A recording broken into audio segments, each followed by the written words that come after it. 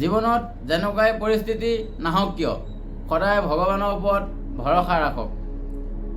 সহায় কৰিবলৈ ভগৱান নিজেতো নামি নাহে, কিন্তু ভগৱান ৰূপত কিছুমান ব্যক্তি আৰু কিছুমান বন্ধু, কিছুমান সম্পৰ্কই ভগৱান ৰূপত সহায় কৰে।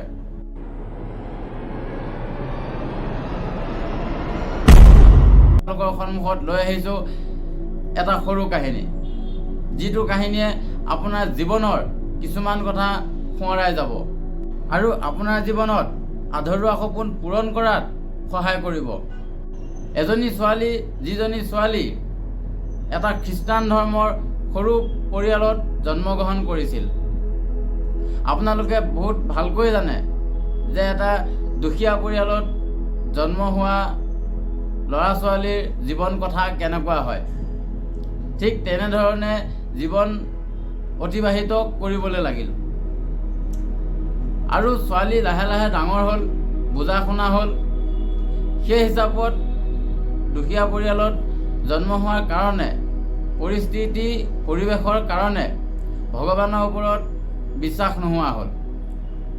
তথাপিও তেওঁ মাকৰ বাণী পেলাব নোৱাৰি চাৰ্চত যাব লগা হয় আৰু যায়। কিন্তু ভাল কথা এইটোৱে যে চাৰ্চত যাওঁতে যাওঁতে সেই ছোৱালী ভগৱানৰ প্ৰতি বিশ্বাস জন্মিব ল'লে আৰু যেতিয়া সময় পায় নিজৰ সময় অকণমান উলিয়াই ভগৱান যীশুক প্ৰাৰ্থনা কৰিবলৈ লাগিল। সেই হিচাপত জীৱন অতিবাহিত হৈ থাকিল আৰু পঢ়া শুনাৰ মাজত দুখ কষ্টৰ মাজতে জীৱন চলি আছিল আৰু পঢ়া শুনাৰ ফালৰ পৰা এটা দুটাকৈ ক্লাছ পাৰ হৈ গ'ল আৰু শেষত 10th পাছ কৰিল। সেই সময়তে এটা ভাল খবৰ যে সেই সৰু পৰিয়ালটোৰ মাজত এটা নতুন আলহী আহিল। তেওঁৰ ভনীয়েক জন্মগ্ৰহণ কৰিলে আৰু গোটেই পৰিয়ালত সুখেৰে নধৰা হৈ পৰিল। কিন্তু সুখৰ লগতে আহিল এজাক দুখৰ ধুমুহা। যিটো কণমানি জন্ম পাইছিলে ভনীয়েক হিচাপে, তেওঁ জন্মত লগত আহিছিল ব্লাড কেঞ্চাৰ আৰু সেই হিচাপত সেই কণমানিটি জীৱন ৰক্ষা কৰিবৰ কাৰণে ঘৰৰ মাটি ভেটি, সা সম্পত্তি, গহনা সকলোবিলাক বিকি দিব লগা হৈছিল আৰু যেতিয়াই অৰ্থনীতিৰ ফালৰ পৰা দুৰ্বল হৈ পৰিল আৰু ছোৱালীজনীৰ পঢ়া শুনাৰ ক্ষেত্ৰত কিছু দুৰ্বলতা আহি পৰিল আৰু তাই যেতিয়া 10th পাছ কৰিল আৰু ফাৰ্ষ্ট ইয়াৰ এডমিশ্যন ল'লে, তাৰ পিছৰে পৰা এটা ভাল খবৰ আছিল যে তেওঁ এজন খুৰাক আছিল, যিজন খুৰাকে ওপৰৰ কলেজৰ পঢ়া শুনাখিনি খৰচ বহন কৰিছিল। এখন সহায়ৰ হাত আগবঢ়াইছিল আৰু ঠিক তেনেকৈ 2 বছৰ অতিবাহিত কৰি ভালকৈ পঢ়া শুনা কৰিছিল। তাৰপিছতে 2টা ক্লাছ পাৰ কৰাৰ পিছত BA এডমিশ্যন ল'লে। কিন্তু ছোৱালী এটা সপোন আছিল ডাক্তৰ হোৱা। পিছে সেই সপোনৰ মাজত যুঁজি এই পৰিস্থিতিৰ লগত পৰি যেনেকৈ নহওক জীৱন অতিবাহিত কৰি আছিল, কিন্তু নিজৰ সপোনৰ আশা কেতিয়াও এৰি দিয়া নাছিল।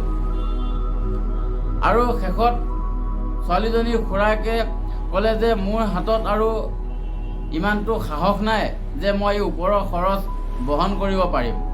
আৰু সেইখিনি সময়তে কলেজৰ পৰা কিছু টকা পইচা পোৱা যায়, সহায় আপোনালোকে নিশ্চয় জানে। তো সেই হিচাপত আগবাঢ়ি গ'ল। আৰু এটা কথা, যিখন কলেজত পঢ়িছিল সেইখন কলেজৰ প্ৰফেচাৰ বহুত মৰমীয়াল আছিল আৰু টকা পইচাৰ ক্ষেত্ৰত প্ৰিন্সিপালৰ ফালৰ পৰা, প্ৰফেচাৰৰ ফালৰ পৰা কিছু সহায় হাত আগবঢ়ালে আৰু সেই হিচাপত সহায় পালে। তেনেকৈ আৰু পঢ়া শুনা আগবঢ়াই গ'ল।